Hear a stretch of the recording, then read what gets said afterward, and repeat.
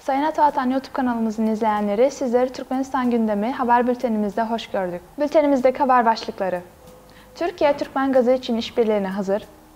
Türkmenistan, Türkiye ve Azerbaycan arasında 5 anlaşma imzalandı. Türkmenistan ile Rusya, Hazar limanlarında işbirliği yapacak. Türkmenistan, Özbekistan'a 1,5 milyar metreküp gaz tedarik edecek.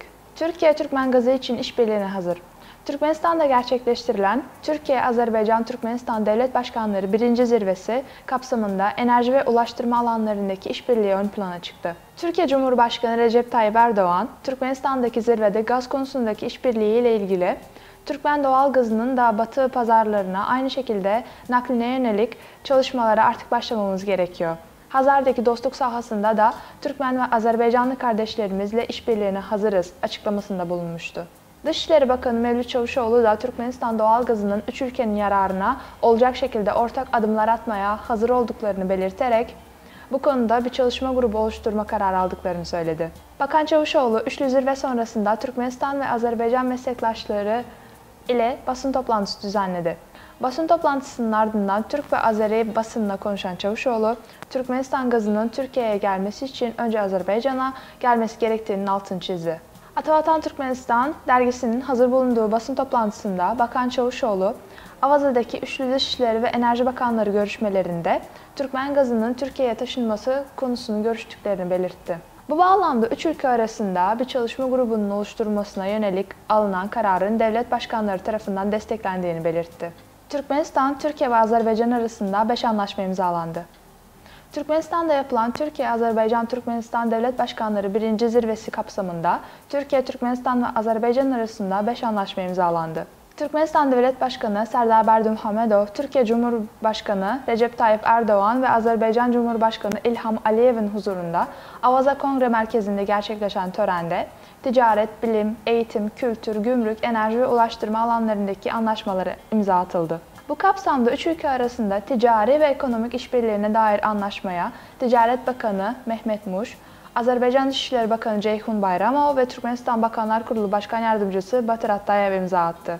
Dışişleri Bakanı Mevlüt Çavuşoğlu, Azerbaycan Dışişleri Bakanı Ceyhun Bayramov ve Türkmenistan Bakanlar Kurulu Başkan Yardımcısı Nur Muhammed Amanapesov, Türkiye Cumhuriyeti Hükümeti, Türkmenistan Hükümeti ve Azerbaycan Cumhuriyeti Hükümeti arasında 2023-2025 yıllarına yönelik bilim, eğitim ve kültür alanlarında işbirliği çerçeve programına imza attı. Ticaret Bakanı Mehmet Muş, Azerbaycan Dışişleri Bakanı Ceyhun Bayramov ve Türkmenistan Devlet Gümrük Dairesi Başkanı Maksat Ulaykuliyev, Türkiye Cumhuriyeti Hükümeti, Türkmenistan Hükümeti ve Azerbaycan Cumhuriyeti Hükümeti arasında gümrük geçiş noktalarında gümrük prosedürlerine ilişkin bilgi değişimine yönelik ortak istişare komisyonu kurulmasına dair mutabakat zaptını imzaladı.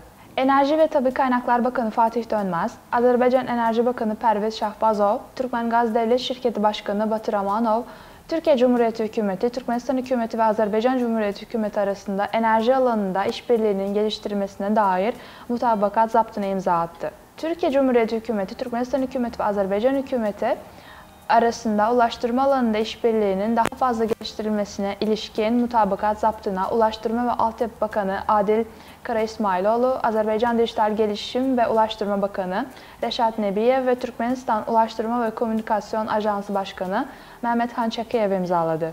İmza töreninde zirvenin ortak bildirisi kabul edildi. Türkmenistan ile Rusya, Hazar limanları arasında işbirliği yapacak. Ocak 2023'te Astrahan bölgesi liman yetkilileri ile Türkmenistan Bakanlar Kurulu bünyesindeki Ulaştırma ve Haberleşme Ajansı arasında Astrahan bölgesi limanları ile Türkmenbaşı Uluslararası Deniz Limanı arasında bir nakliye hattı kurulması için müzakereler yapılacak. Astrahan bölgesi valisi Igor Babuşkin'in Telegram kanalıyla yaptığı açıklamada, Moskova'da Rusya Federasyonu Hükümeti Başkan Yardımcısı Alexey Orçuk ile Türkmenistan Bakanlar Kurulu, yani Türkmenistan Dışişleri Bakanı Raşid Meredov arasında yapılan görüşmede bu yönde bir mutabakat sağlandı. Moskova'daki görüşmede taraflar Kuzey-Güney Uluslararası Ulaşım Koridoru için önemli bir merkez haline gelecek olan Astrahan bölgesinde Türkmenistan'ın bir lojistik merkezinin açılmasına yönelik projeyi görüştüler. Son yıllarda Rusya ile Türkmenistan arasındaki karşılıklı ticaret hızla gelişiyor. Ortaklıkları geliştirmek için öncelikli alanlar arasında petrol ve gaz sektörü, sanayi, lojistik ve ticari alanlar yer alıyor. İkili ilişkilerin geliştirilmesi için çok çaba harcıyoruz diye vali açıklamada bulundu. Türkmenistan ile Rusya hem altyapı alanında hem de önemli bölgesel ulaşım bağlantısı projeleri çerçevesinde ulaştırma işbirliğini aktif olarak genişletiyor. Son zamanlarda nakliye, transit ve lojistik konularında ortak bir Türkmen-Rus komisyonu oluşturma süresi başlatıldı. Türkmenistan, Özbekistan'a 1,5 milyar metreküp gaz tedarik edecek.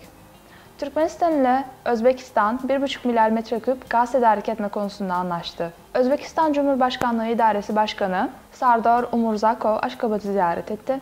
Ziyarette Türkmenistan Devlet Başkanı Serdar Berdimuhamedov ile görüştü. Ziyaret sırasında Özbekistan'a günde 20 milyon metreküp veya 3 ayda sadece 1,5 milyar metreküp ilave gaz teslimatı konusunda anlaşmaya varıldı.